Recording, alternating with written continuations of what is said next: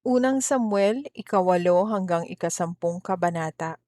Sa mga kabanatang ito, mababasa natin ang mga sumusunod. Unang Samuel, 8 kabanata. Humingi ng hari ang mga Israelita. Unang Samuel, 9 kabanata. Pinili ni Samuel si Saul para maging hari. Unang Samuel, 10 kabanata. Ginawang hari si Saul. Unang Samuel, 8 kabanata. Humingi ng hari ang mga Israelita. Nang matanda na si Samuel, pinili niya ang mga anak niyang lalaki na maging pinuno ng Israel. Joel ang pangalan ng panganay at Abiha naman ang sumunod. Pareho silang namuno sa Beersheba, pero hindi sila gaya ng kanilang ama. Gahaman sila sa pera, tumatanggap ng suhol at binabaluktot ang katarungan. Kaya nagtipon ang lahat ng tagapamahala ng Israel at pumunta kay Samuel sa Rama. Sinabi nila, "Matanda na po kayo at ang mga anak ninyo'y hindi naman sumusunod sa inyong mga pamamaraan. Ngayon, bigyan niyo po kami ng hari na mamumuno sa amin, gaya ng ibang bansa na mayroong hari." Pero sumama ang loob ni Samuel sa hiniling nila, kaya nanalangin siya sa Panginoon. Sinabi sa kanya ng Panginoon, "Gawin mo ang ipinapagawa nila sa iyo. Hindi ikaw ang tinatanggihan nila, kundi ako. Mula nang ilabas ko sila sa Ehipto hanggang ngayon, itinakwil nila ako at nagsisunod sa ibang mga Diyos. Ngayon, ganyan din ang ginagawa nila sa iyo. Kaya gawin mo ang kahilingan nila, pero bigyan mo sila ng babala kung ano ang gagawin ng haring mamumuno sa kanila." Sinabi ni Samuel sa mga Israelitang humihingi ng hari ang lahat ng sinabi ng Panginoon. Sinabi niya, "Ito ang gagawin ng hari na mamumuno sa inyo.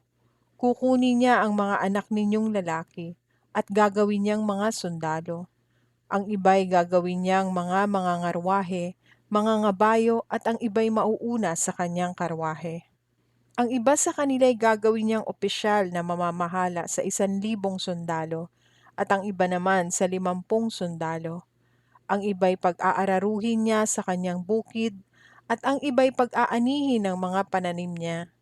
Ang iba na may gagawin niyang manggagawa ng mga armas para sa digmaan at mga kagamitan para sa kanyang karwahe. Kukunin niya ang mga anak ninyong babae at gagawin niyang mga manggagawa ng pabango, kusinera at panadera. Kukunin niya ang pinakamaganda ninyong mga bukid, mga ubasan, mga taniman ng olibo at ibibigay niya ang mga ito sa mga tagasunod niya. Kukunin niya ang 10 bahagi ng inyong mga trigo at mga ubas, at ibibigay niya sa mga opisyal at iba pa niyang mga tagasunod. Kukunin din niya ang mga alipin niyong lalaki at babae, at ang pinakamaganda ninyong mga baka at mga asno para magtrabaho sa kanya. Kukunin din niya ang 10 bahagi ng mga hayop ninyo, at pati kayo ay gagawin niyang mga alipin. Pagdating ng araw na iyon, dadaing kayo sa Panginoon dahil sa kalupitan ng hari na pinili ninyo, pero hindi niya kayo sasagutin.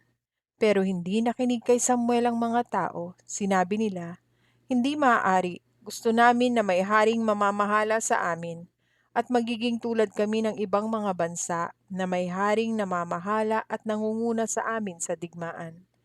Nang marinig ni Samuel ang lahat ng sinabi ng mga tao, sinabi niya ito sa Panginoon. Sumagot ang Panginoon sa kanya, "Gawin mo ang sinabi nila, bigyan mo sila ng hari." Pagkatapos sinabi ni Samuel sa mga Israelita, "Sige, pumapayag na ako. Magsiuwi na kayo sa mga bayan ninyo." Unang Samuel, 9 kabanata. Pinili ni Samuel si Saul para maging hari. May isang taong mayaman at kilala mula sa lahi ni Benjamin. Ang pangalan niya ay Kish at anak siya ni Abiel. Si Abiel ay anak ni Zeror. Si Zeror ay anak ni Bekorat. At si Bekorat ay anak ni Afia na mula sa lahi ni Benjamin. Si Kish ay may anak na ang pangalan ay Saul. Bata pa si Saul at siya ang pinakagwapo at pinakamatangkad na lalaki sa Israel. Isang araw nawala ang mga asno ni Kish kaya sinabi niya sa anak niyang si Saul, "Magsama ka ng isang utusan at hanapin ninyo ang mga asno." Kaya lumakad si Saul at ang utusan. Nakarating sila sa mga burol ng Ephraim hanggang sa lugar ng Shalisha, pero wala silang nakitang mga asno. Kaya tumuloy sila sa lugar ng Shaalim hanggang sa mga lugar ng Benjamin, pero hindi rin nila nakita ang mga asno doon. Nang makarating sila sa lugar ng Zuf, sinabi ni Saul sa kanyang utusan, "Umuwi na tayo, baka lalong mag-alala sa atin ang aking ama kaysa sa mga asno." Pero sumagot ang utusan, "Sandali lang po, may isang lingkod ng Diyos na malapit lang dito. Iginagalang siya ng mga tao at nagkakatotoo ang lahat ng kanyang sinasabi. Pumunta po tayo sa kanya at baka sakaling masabi niya sa atin kung saan makikita ang mga asno." Sinabi ni Saul sa utusan, "Kung pupunta tayo, ano ang ibibigay natin sa kanya? Wala na tayong natirang pagkain. Wala tayong maibibigay." Sumagot ang utusan, "Mayroon pa po akong isang pirasong pilak. Ibibigay ko po ito sa lingkod ng Diyos para sabihin niya sa atin kung saan natin makikita ang mga asno." Mabuti ang sagot ni Saul, "Halika na, pumunta na tayo sa manghuhula." Noon sa Israel, kung may taong gustong makatanggap ng mensahe galing sa Diyos, sinasabi niya, "Halika, pumunta tayo sa manghuhula." Dahil ang mga tinatawag na propeta ngayon ay tinatawag na manghuhula noon.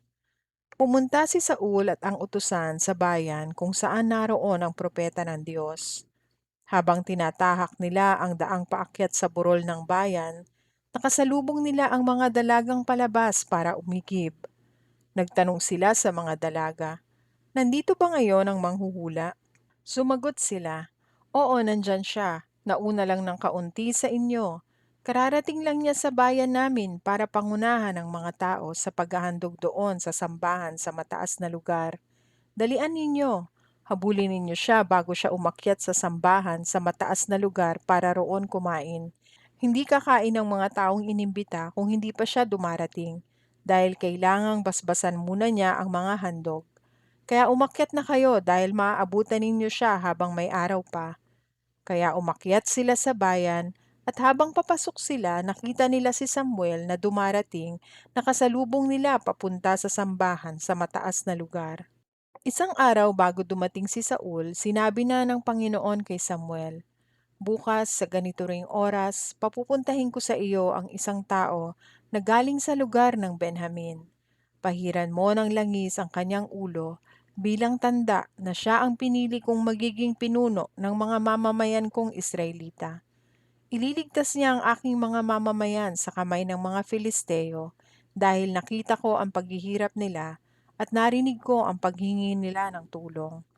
Nang makita ni Samuel si Saul, nagsalita ang Panginoon kay Samuel, "Siya ang taong sinasabi ko sa iyo. Pamumunuan niya ang aking bayan." Lumapit si Saul kay Samuel sa may daang papasok ng bayan at nagtanong, "Saan ba rito ang bahay ng manghuhula?" Sumagot si Samuel, "Ako ang manghuhula. Mauna kayo sa akin sa pagpunta sa sambahan sa mataas na lugar dahil sa araw na ito, kakain kayong kasama ko. Bukas ng umaga sasabihin ko sa iyo ang gusto mong malaman at pagkatapos ay lumakad na kayo. Tungkol sa mga asnong 3 araw nang nawawala, huwag ka nang mag-alala pa dahil nakita na sila. At ngayon, sinasabi ko sa iyo na ikaw at ang sambahayan ng iyong ama ang inaasahan ng mga Israelita." Sumagot si Saul, "Pero galing lang po ako sa lahi ni Benjamin, ang pinakamaliit na lahi ng Israel, at ang sambahayan namin ang pinakamababa sa aming lahi. Bakit po ninyo sinasabi sa akin iyan?" Nang makarating na sila sa sambahan sa mataas na lugar, dinala ni Samuel si Saul at ang kanyang utusan sa malaking kwarto kung saan nakaupo ang 30 tao na inimbita. Pagkatapos pinaupo niya si Saul at ang kanyang utusan sa upuang para sa pangunahing bisita. Sinabi ni Samuel sa tagapagluto, "Dalhin mo rito ang karneng ipinatabi ko sa iyo." Kaya kinuha ng tagapagluto ang hita at inilagay sa harapan ni Saul.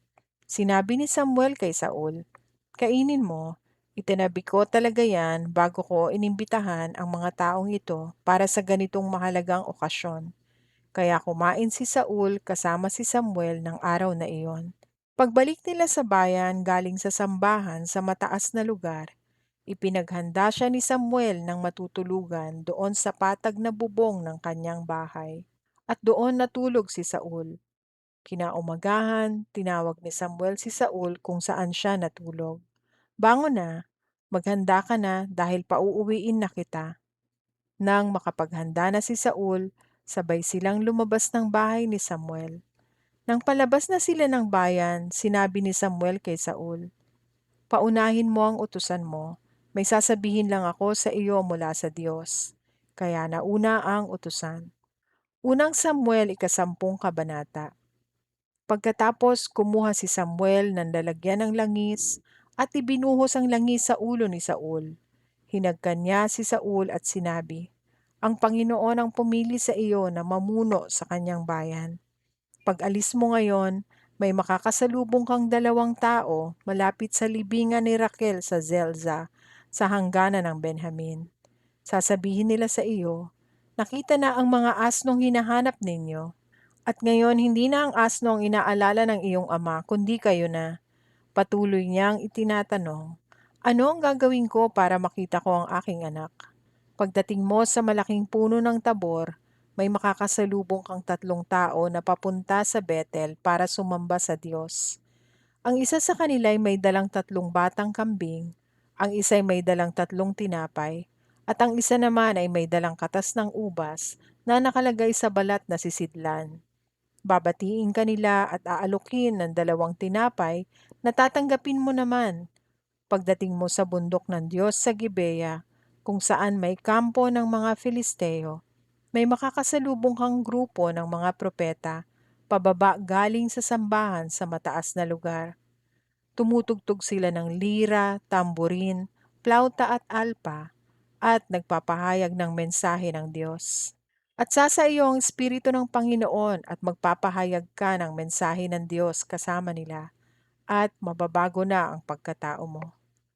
Kapag nangyari na ang mga bagay na ito, gawin mo kung ano ang mabuti dahil kasama mo ang Diyos. Mauna ka na sa akin sa Gilgal. Susunod ako para maghain ng mga handog na sinusunog at mga handog para sa mabuting relasyon. Pero hintayin mo ako sa loob ng 7 araw hanggang sa dumating ako, at pagkatapos ay sasabihin ko sa iyo kung ano ang gagawin mo." Ginawang hari si Saul. Nang maghiwalay sila ni Samuel, binago ng Diyos ang buhay ni Saul. At ang lahat ng sinabi sa kanya ni Samuel ay nangyari ng araw na iyon. Pagdating ni Saul at ng kanyang utusan sa Gibeya, sinalubong siya ng mga propeta. Napuspos siya ng Espiritu ng Diyos at nagpahayag din siya ng mensahe ng Diyos kasama ng mga propetang iyon. Nang makita siya ng mga nakakakilala sa kanya na nagpapahayag ng mensahe ng Diyos kasama ng mga propeta, tinanong nila ang isa't isa, "Propeta na rin ba si Saul? Paano naging propeta ang anak ni Kish?" Sumagot ang isang taga roon, "Hindi na mahalaga kung sino ang kanyang ama. Kahit sino ay pwedeng maging propeta." Dito nagsimula ang kasabihang, "Propeta na rin ba si Saul?" Pagkatapos magpahayag ng mensahe ng Diyos, pumunta si Saul sa sambahan sa mataas na lugar. Nagtanong ang tiyuhin ni Saul sa kanya at sa kanyang utusan, "Saan kayo nanggaling?" Sumagot si Saul, "Hinanap po namin ang mga asno. Nang hindi po namin makita ay pumunta kami kay Samuel." Sinabi ng tiyuhin ni Saul, "Sabihin mo sa akin kung ano ang sinabi ni Samuel sa iyo." Sumagot si Saul, "Sinabi niyang nakita na ang mga asno." Pero hindi niya sinabi sa tiyuhin niya ang sinabi ni Samuel tungkol sa kanyang pagiging hari. Tinipon ni Samuel ang mga Israelita sa Mizpa para sabihin sa kanila ang sinabi ng Panginoon. Ito ang mensaheng ibinigay niya galing sa Panginoon, ang Diyos ng Israel. "Inilabas ko kayo mula sa Ehipto. Iniligtas ko kayo sa mga kamay ng mga Ehipsyo at sa lahat ng bansang umaapi sa inyo. Pero kahit na iniligtas ko kayo sa lahat ng kapahamakan at kagipitan, tinalikuran pa rin ninyo ako na inyong Diyos. At humingi kayo ng hari na namumuno sa inyo. Ngayon humarap kayo sa akin ayon sa lahi ninyo at angkan. Pinalapit ni Samuel ang bawat lahi ng Israel at ang lahi ni Benjamin ang napili. Pagkatapos pinapunta ni Samuel sa harapan ang lahi ni Benjamin ayon sa sambahayan at ang pamilya ni Matri ang napili. Si Saul na anak ni Kish ang napili sa pamilya ni Matri, pero nang hanapin nila si Saul ay hindi nila ito makita. Kaya tinanong nila ang Panginoon, "Nasaan po siya?" Sumagot ang Panginoon, "Nandito siya. Nagtatago siya sa bunton ng mga bagahe." Kaya tumakbo sila papunta kay Saul at kinuha siya. Nang pinatayo siya sa gitna, siya ang pinakamatangkad sa lahat. Sinabi ni Samuel sa lahat ng mga tao, "Ito ang taong pinili ng Panginoon para maghari sa inyo. Wala ni isa man sa atin na katulad niya." At sumigaw ang lahat ng tao, "Mabuhay ang hari!" Ipinaliwanag ni Samuel sa mga tao ang mga karapatan at pananagutan ng isang hari. Isinulat niya ito sa isang nakarolyong papel at itinago ito sa bahay ng Panginoon. Pagkatapos, pinauwi ni Samuel ang mga tao. Umuwi rin si Saul sa bahay nila sa Gibea. Sinamahan siya ng mga sundalo na hinipo ng Diyos ang puso para sumama sa kanya. Dahil may masasamang taong nanlalait kay Saul na nagsabi, "Paano tayo maililigtas ng taong ito?" At hindi sila nagbigay ng regalo kay Saul bilang parangal sa kanya bilang hari. Pero hindi sila pinansin ni Saul.